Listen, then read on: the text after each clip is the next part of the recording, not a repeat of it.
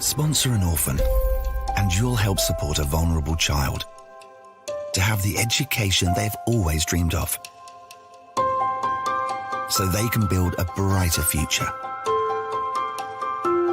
You'll be feeding a hungry stomach and a hungry mind with knowledge that will last them a lifetime. That's the power of an education.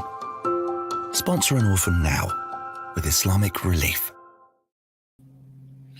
Assalamu alaikum warahmatullahi wabarakatuh, everybody. I'm Preacher Moss, host of the SOS and ShOUT show. Hope that you're having an amazing Wednesday. I want to give a shout out to congressional hopeful Junaid Ahmed out of Illinois. He's running for a congressional seat. We're pulling for him, a young Muslim who has a lot of ideas and really wants to be a product and a tool for the good of the people in the community.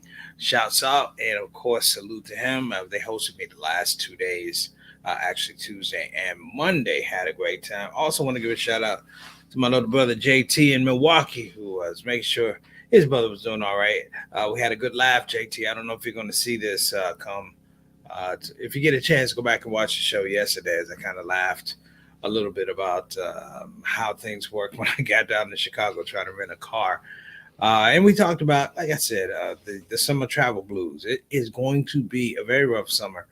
And when I say very rough summer, I'm talking about the ability to access, the ability to have pathways to things in terms of recreation, because now we are in what I call a price-dominant society. That's the reason why we're going to do the show today.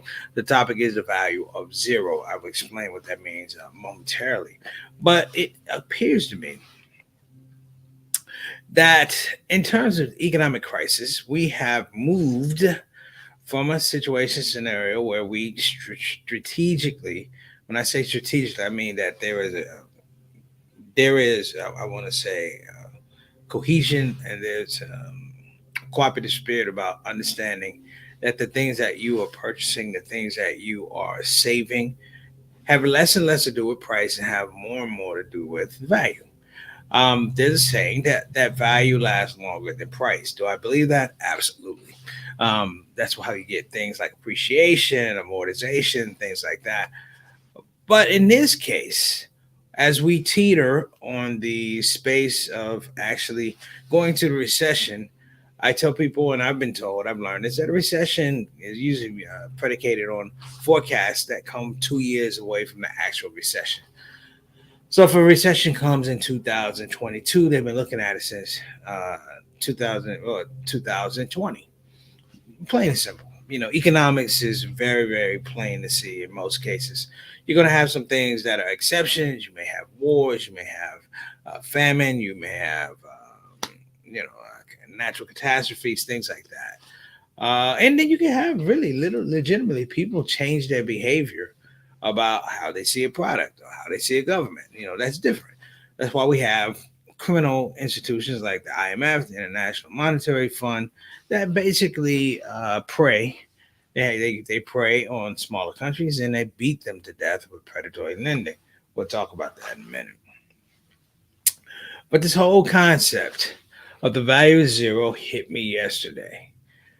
As I was trying to get a rental car at the new rental facility in Chicago. Let me explain that they have a rental facility in Chicago for years and years. When you were flying to Chicago, you would have to take a shuttle bus to the rental place, whether it be Alamo or Hertz or Budget, a Dollar or Thrifty or whatever. But now they have basic acquiesce to what a lot of big cities do. They have a rental facility. So when you come in, it's almost like a marketplace for rental cars. So you don't have the independence of this rental car company not knowing about what this other rental car company is doing and things like that. They're all in one big collective. Like when you go in a grocery store, you can't argue or bargain for fresh fruit. All of the fruit is there and produce, and you have to deal with what they put on the labels in terms of price. So it moves you out of that. So you don't really have overall orientation, if you will, with value. You have to deal with price. So before I get into that, I just want to make sure we're clear that today we're going to talk about the dangers of price market as opposed to value and basically valuation. So I know this is a different topic. It's actually kind of funny. That's why I kind of bring it up because I got caught into the whole price market thing yesterday. And for a moment, didn't understand or got away from how value works, how value brings us that independence and freedom. So stick with me. I think you're going to have a good time. And I think you're going to enjoy this show because we're really going to be breaking down some things that we see, some things that we've been seeing, some things that we're going to see moving forward. Okay. So welcome to the Shout Out Show. We'll be right back. I'm Preacher Moss.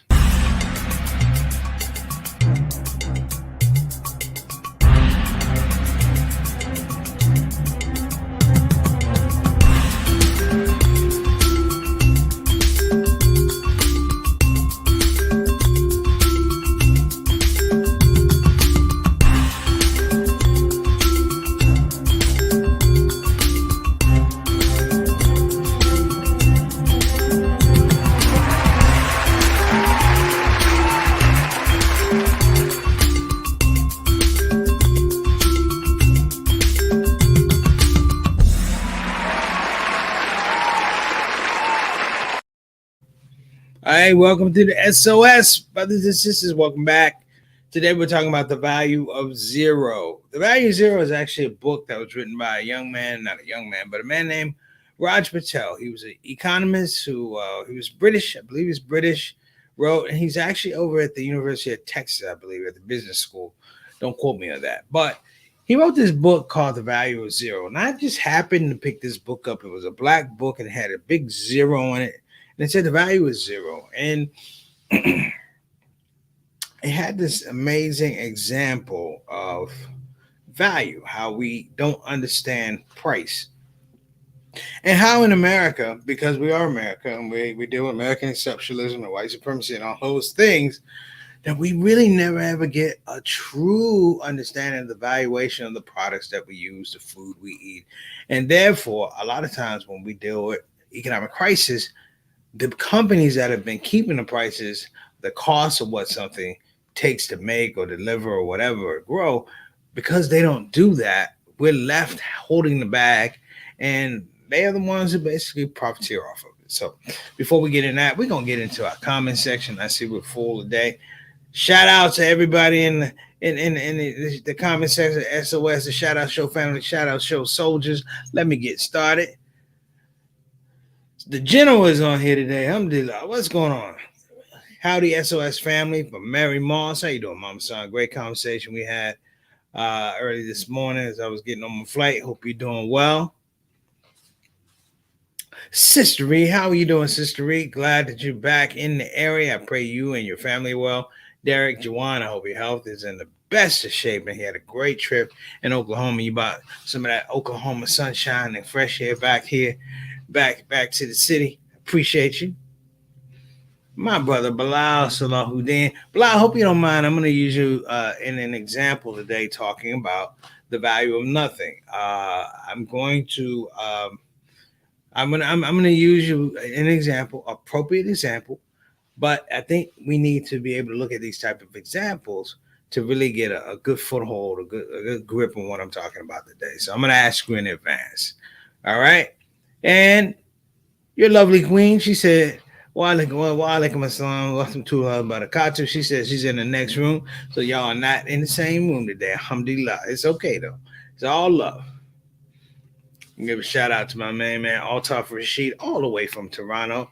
Mr. 6 o'clock, straight down, our Canadian ambassador to the show. And I already shouted out my little brother, Johnny L. Thomas, better known as JT, who told me yesterday, take the car down to Chicago, do your show, drive back. JT, I did not do it. You know what was funny? I woke up at the same time, could have taken the same shuttle, and would have caught the same flight. But I didn't do it because your big brother was hard-headed. I learned a price lesson yesterday. So let me begin with that. In the book, The Value of Nothing, they're giving two examples of how we don't understand price here in the United States. The one example was a burger. Many of us have had a burger. I don't eat beef anymore, but I remember having a burger, a nice thick size burger, and I'm not going to say a steak, but just a burger, a hamburger, what it takes to make the cost of that hamburger, maybe it's like that big, something like that. And they talked about the real cost. Let me say this again, the real cost, not the presented cost, the real cost of what it takes to grow a cow, to grow a cow, to feed that cow, to get it to a point where it's mature enough whereby you can get your hamburger. And they talk about the feed that's required for this cow, tremendous amount of feeding, the water, the health care. You're talking about a whole process. Of course, when you get your hamburger, you're just thinking it's a hamburger. There you go. They were saying that it's so much more. And what they did was actually a full-on, if you will. They did a full-on assessment of what it takes for you to get that burger to your plate. We can even say it's steak. We'll go to the grocery store, get a steak, and we'll complain that the steak costs $15. Okay? $15. That's what we say. Oh, the steak costs $15. The real cost when they do a total valuation of the steak, when I mean a total valuation, I mean that they figure out from the beginning to the end, from the time that cow is born to the time it's slaughtered to the time it's delivered to you, and all things in between, and all the additives they put into it to get it to the marketplace, to price it at that $15, $20 steak mark. We're complaining about $15 to $20 for a good thick steak. The actual cost of that steak, once they throw in and consider everything that's involved, the grass it has to feed, or the grade, all that, they say that steak's probably real-time costs about $90. What's up, Brother E? Wa alaikum assalam wa rahmatullahi wa barakatuh. Thank you for joining us. They said that real-time, that actual steak is probably about $90. Now, here's the thing.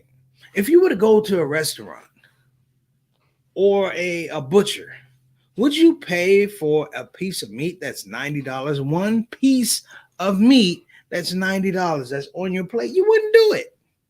You wouldn't do it because you would immediately become price sensitive. Price sensitive about the fact that this steak normally would have cost me $15, $20. They want $90 for it. And I'm talking about the sticker shock of it. The price. We're price sensitive. The reason they don't do that because all of the people in business to bring you that steak know that you would never pay for a $90 steak. However, they know that the threshold is you would pay for a $15 to $30 steak. And they say that you would pay for it because you would somehow feel good knowing at least I didn't have to pay $90. It's the same thing with rice. A bowl of rice, if I took a bowl of rice from my cupboard and put it in a thing and gave it to you, maybe if I just cooked it, a little bowl of rice, we are not even thinking about that bowl of rice. It's that quick. However, rice is one of the most expensive things to grow in the world. It takes massive amounts of water. If you ever look at how rice is harvested, it takes massive amounts of water to harvest rice, as well as massive amounts of I want to say, human capital to harvest the rice, to get it to you. So a bowl of rice might really take 2 to 3 months in development, and you've got to throw in the human capital for the people who pick the rice. Now, we eat rice every day. If you were to go to China, rice is a bit of a delicacy. It's a staple, but the process for them to get rice is much more difficult than it is for us. They have to grow it. We can go to the grocery store and not incur the pain. Not incur the pain of the rice. Maybe that bowl of rice we've been eating for almost, what if that bowl of rice was $100? I don't think we would eat it anymore. We will become price sensitive. So as you begin to think about this, we're in the same situation now. And what I mean is the price of everything is going up. The price of everything is going up. Gas is going up. I can remember when gas was two something, and I was like two something, and now it's five something. We're happy when we find premium gas is under $6. We are excited because now the reality comes that for all of these things, these creature comforts that we've been enjoying, and the company has been passing off the cost to the little people. For the people that grow some of the things you love, they keep those people oppressed. They keep the people oppressed. They keep them in low paying wages to make sure that there's a workforce to deliver our fruit and produce, to deliver our china, to make sure that our athletic clothes, because you hear about these things, but we don't connect them. We hear about sweatshops, Nike sweatshops, and El Salvadorian people picking fruit, for pennies on the dollar. And in America, we know clearly the price of cotton. The price of cotton was higher than the price of life here in the United States because you had African Americans picking, and you had a white establishment that had formulated an environment whereby it was okay to wear these fine clothes because these people didn't deserve clothes. That these people are beholden to our needs, and as a result, slavery persisted for quite a number of years. It became the problem with slavery, and when it became a problem is when black folk had a different valuation and they didn't see themselves as human capital. Therefore, the price had nothing to do with it. Oscar Wilde, the author Oscar Wilde, has a great quote. He says uh, something to the effect, I'm paraphrasing. He said, "Today, everybody knows the price of everything and the value of nothing." Everybody today knows the price of everything and the value of nothing. Let's harken back to when we were young. My mother, I joke about these suits, but we had a woman named Miss Ruby Lewis, I believe her last name is Ruby Lewis. And Miss Ruby would make my suits for Easter. And I would have like maybe one or two suits. And I used to hate having to go to Miss Ruby because she made the suits. Not like you go to Morton's store, back in the day, you just pick a suit off the rack and maybe you hem some pants. She'd go and do the tape measure around your waist and da da da. And I want to say on average, Miss Ruby's suits lasted longer because when Miss Ruby made them, she made them so the pants, as you grew, you could let the hem down. You could let the back out a little bit, or in the seat of the pants or the shoulders and things like that, and you could let the sleeves out.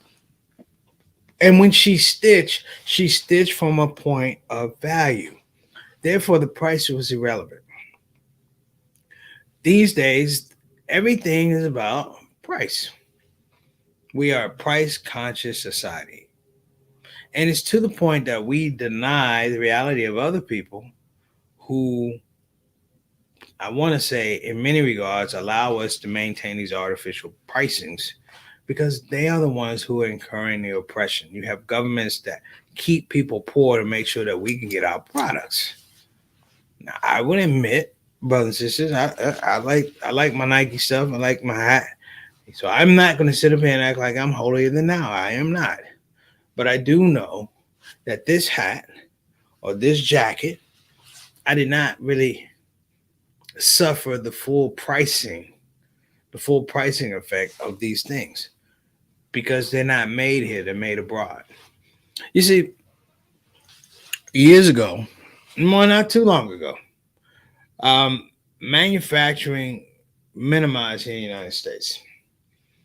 So we moved from a manufacturing behemoth to a services culture where people stopped doing. We stopped building things. We stopped making things, and then stopping building things and making things. That was a process. Everyone knows to destroy the union. If you had a weakened union, then these people who were unionized, you could replace with folks who would just work on an hourly wage, and they wouldn't take away from the bottom line. That's what I'm saying. So now we have services, we have social media, we have all these things. You ever go through your phone and everybody has a service these days. I do this, I do that, I'll do this. Nobody says I build. There are no modern day Ruby Lewises that know how to stitch and make suits. A couple years ago, a couple Ramadans ago, in fact, 2020, one of my clients, we something worked out really well, and he's really, really happy. And he says, "I'm going to get you a suit for Eid." And I was like, "I don't really want to say. I'd rather take the money." Um, he said, "No, please do me a favor. Go to my tailor."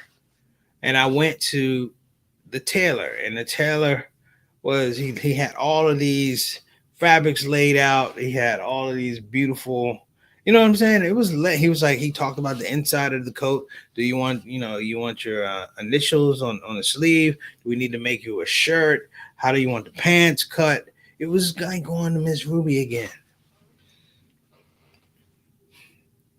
I don't really know what the price was, but I know what the value was. That the guy started talking about the durability of the suit. Now, this is important because he wants to sell you as many suits as he can, but he's talking about the value of a haberdashery to show you how suits wear. He tells you don't take the suit to get dry cleaned more than once or twice a year. He talks about all the chemicals that they put on the suit in the dry cleaner. Just put it in a bag, some mothballs, da da da da da, and on and on and on. Because he's focused on quality. And when you focus on quality, quality has a lot to do with value. Am I making sense? I hope so. So, in today's market, we have been pushed and prodded into conversations, very, very uncomfortable conversations, economic conversations that deal solely with price. That deal solely with price. We are in the midst of a war economy for a war that we're not fighting. But why is it important? Because the war economy is now driving the price of things. It becomes the end all, the be all for why you can raise the price of things. Gas here in the United States is not necessarily affected by the Ukraine Russian war. But if you let the gas people describe it, they're going to tell you that the war is being fought here, right here in the United States. We have oil reserves. We have the ability to give tax credits at the pump to help people insist on paying for oil. But the people who control the pumps that put the gasoline in the system see a situation to flip this thing and make sure that everybody feels the pain for something that they didn't do. Yesterday was interesting, and I'm going to bring up Bilal here in a minute. I might have to go without a commercial today, guys. I'm sorry that everything went so long. But I'm in this rental facility, and I went to one guy, and he told me this car was $262, and I went to another $265, and I went to Avis, and they told me it was $242, and these are like for little teeny funky cars. These ain't even real cars. These little funky cars. I mean, you can't fit but like 2.5 people in these cars. And they wanted all this money. And the reason they wanted all this money, they said, well, the availability of the car. The availability of the cars had nothing to do with it. It was the ability for them to break a contract, to not honor a contract. If I have a car and I pay for the car, and you do not provide me the car, then you're in breach of the contract. I did my part. But in this chaos, if you will, you have people that are rebranding themselves as being correct and doubling down and telling you that this is not a conversation about who's right and wrong. This is a conversation about, can you pay the price? And if you cannot, please move out of line. Here's your license and credit card, next person, because they know in desperate markets, which is important, because it's not going to be a price sensitive environment if there's not a defined market. So, interesting part. So, here's where Brother Bilal comes in. Brother Bilal has sent out some pictures of him doing some work. He's doing some lighting, like recess lighting. He's like, if you want recess lighting, give me a call. And I thought the wonderful part about it was that Brother Bilal is quietly creating a market that's based on value. He's not doing large volumes, And the value is, as much as someone would hire him to do the recess lighting, he's learning more and more and more about doing recess lighting. He's building his resume. So somebody goes, "Hey, how long you been doing?" He can say, "I've been doing it 3 years or 4 years." Or he could tell somebody like my landscape guy. He can pull out stuff. This is stuff that I've done, patios, landscaping, and people become comfortable. And in that space, he's also able to tell them the value of the lighting. The lighting is good because you have dark areas over here. It's good when people come home, your family comes home. You can hit it electronically. These are all the things that give us value. And one of the most important things about value is that you feel protection. You rarely ever feel protection because you got a good price. What you feel when you got a good price is that you didn't have to sacrifice. So that's the other thing. See, with real value, you don't mind sacrificing. I used to hear these stories all the time. My mother and my aunt used to have their clothes made. They weren't rich people, but their mother was like, "We're going to get these clothes and we're going to take care of them. Here comes a word. We're going to value these clothes." Or purchasing these clothes were a good value. Just the same as real estate used to be a great value, but now it's predatory. So it's not a great value. It's all about who gets that price.